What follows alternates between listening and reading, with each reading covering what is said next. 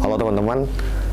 Em, Sekarang di bioskop tuh ada satu film yang lagi tayang, judulnya Kuasa Gelap. Jadi Kuasa Gelap itu film tentang eksorsisme, pengusiran setan dalam tradisi atau ritus gereja Katolik.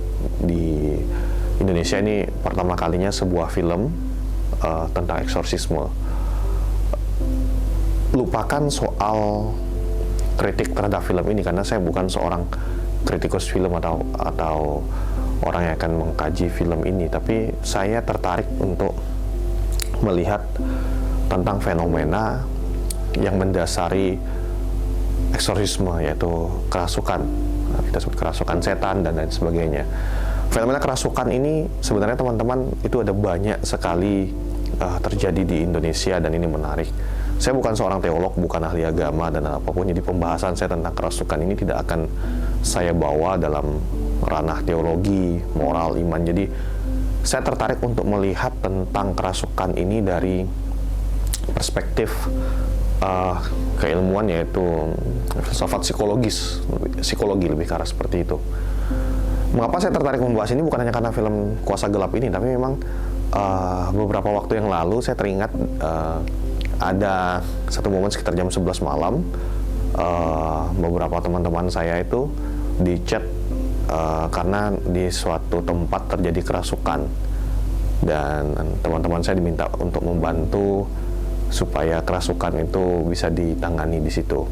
Nah, yang lucunya kemudian ternyata apa yang disebut dengan kerasukan itu di tempat itu, karena memang pada saat itu ada beberapa anak yang mengatakan kalau terjadi kerasukan, dan yang menjadi korban kerasukan itu ada beberapa orang. Setelah dicek ternyata bukanlah kerasukan iblis seperti yang diceritakan sebelumnya. Teman-teman, saya lupa di tahun berapa. Jadi ketika saya masih studi S2, di kisaran tahun 2016 sampai 2018, saya membaca satu buku yang mana buku itu membahas tentang salah satu teori psikoanalisis Carl Gustav Jung tentang semoga saya tidak lupa, itu tentang kerasukan kolektif, kerasukan massal. Menarik kalau kita mau melihat fenomena kerasukan ini dari perspektifnya Carl Gustav Jung, atau nanti saya sebut dengan Jung saja. Jadi Jung ini termasuk salah satu, ada pro kontra tentang ini, tapi Jung ini termasuk salah satu dari pakar psikoanalisis dalam teori psikologi yang belajar bersama-sama dan belajar dari Sigmund Freud, pendiri psikoanalisis. Walaupun di kemudian hari Jung ini memisahkan dirinya dari pandangan Freud karena mereka berbeda argumentasi.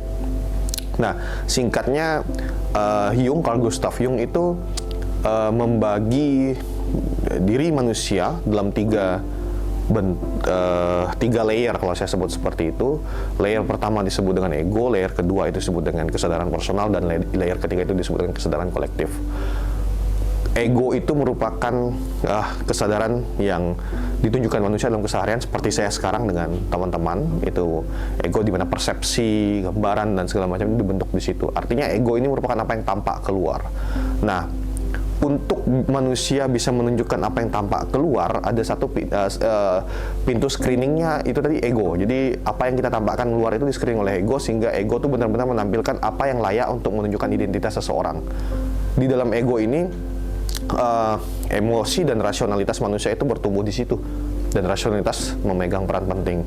Nah, apa yang tidak lolos dari screening ego itu masuk dalam kesadaran personal. Jadi kesadaran personal itu tempat di mana seluruh pengalaman emosi itu direpresi, dimasukkan, disimpan. Jadi yang tidak layak untuk ditampilkan ke publik itu direpresi, disimpan di kesadaran personal. Sehingga pada suatu momen, suatu saat mungkin apa yang tersimpan di kesadaran personal ini bisa tampak keluar. Ini yang tersimpan di kesadaran personal. Nah, yang ketiga adalah layer kesadaran kolektif. Kesadaran kolektif ini menurut Jung itu merupakan kesadaran yang berisi warisan dari masa lalu, bukan masa lalu saya secara personal, tapi warisan diberikan oleh para leluhur kepada kita. Jadi momen kalau misalnya teori evolusi itu manusia berasal dari monyet, dari bertumbuh kemudian menjadi manusia atau apapun itu, konsep-konsep kebitatangan, konsep-konsep maha kuasa segala macam itu menurut Jung itu diwariskan ke dalam genetik manusia, sehingga Jung meyakini bahwa dalam kesadaran kolektif yang ada di layer ketiga tubuh manusia itu seluruh warisan primitif masa lalu itu ada di situ. Nah, mengapa ini penting untuk saya ceritakan? Kemudian Jung itu menyadari bahwa yang disebut dengan kerasukan itu adalah momen di mana apapun yang terrepresi di dalam kesadaran personal atau apapun yang tersimpan dalam ketidaksadaran personal, bukan kesadaran personal, saya minta maaf, ketidaksadaran personal dan kemudian ketidaksadaranan kolektif itu, saya revisi ya, tadi saya menyebutnya ego, kemudian kesadaran personal dan ketidaksadaran kolektif. Jadi yang sebenarnya adalah ego, ketidaksadaran personal dan ketidaksadaran kolektif. Nah, apa yang terrepresi atau tersimpan dalam ketidaksadaran personal dan ketidaksadaran kolektif itu kemudian keluar, sehingga itu yang menyebabkan momen manusia itu mengeluarkan apa emosi yang tersimpan dalam ketidaksadaran personalnya atau kebinatangan yang diwariskan dalam genetik di ketidaksadaran kolektifnya. Pertanyaannya adalah apa yang memicu kerasukan itu, apa yang memicu seseorang bisa bertindak di luar dari batas-batas fisik atau batas-batas kejiwaannya.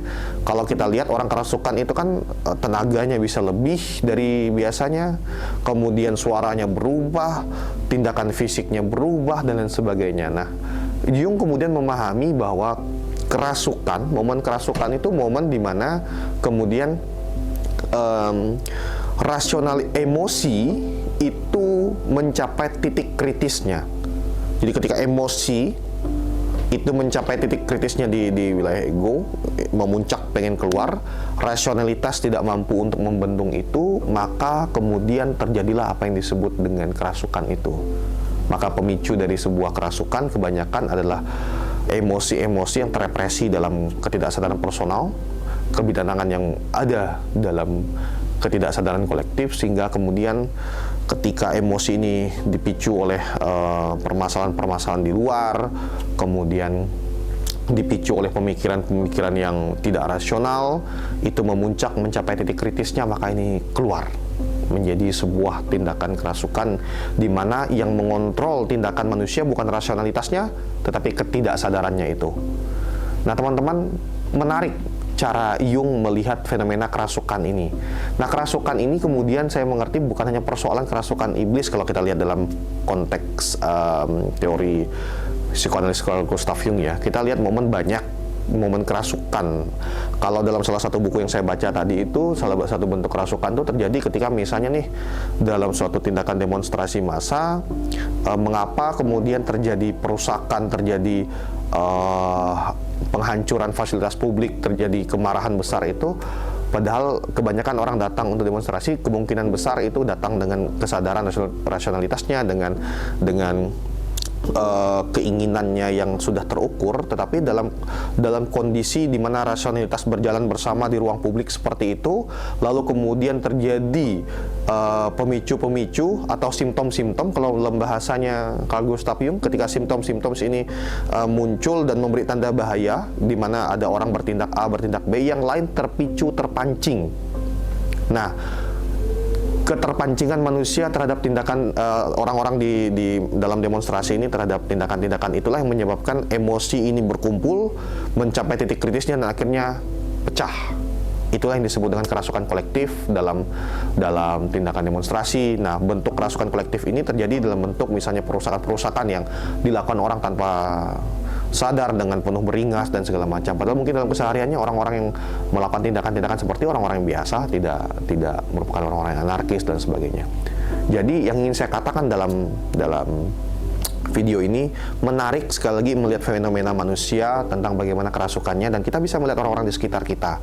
Ada orang-orang yang mungkin biasa-biasa saja, tidak normal, yang saya maksud normal dalam artian bahwa kehidupan sehari-hari baik, tapi pada titik tertentu ketika emosi yang terrepresi dalam dirinya itu mencapai titik kritisnya dan keluar, rasionalitasnya akan berkurang dan dia bisa melakukan tindakan-tindakan yang mungkin tidak pernah kita perkirakan sebelumnya. Karena itu pesan bagi kita yang penting menurut saya adalah dalam sebuah keluarga, dalam sebuah komunitas, dalam sebuah kelompok, penting untuk menjaga supaya rasionalitas kelompok ini tetap terjaga, tetap berjalan, sehingga insting kebinatangan insting yang terepresi di dalam diri manusia tidak keluar secara membabi buta dan kemudian menghancurkan sekitarnya. So, kita semua punya potensi itu untuk menjadi kerasukan. Hanya saja semakin rasional kita, maka semakin kecil kemungkinan kita untuk menjadi orang yang kerasukan. Terima kasih.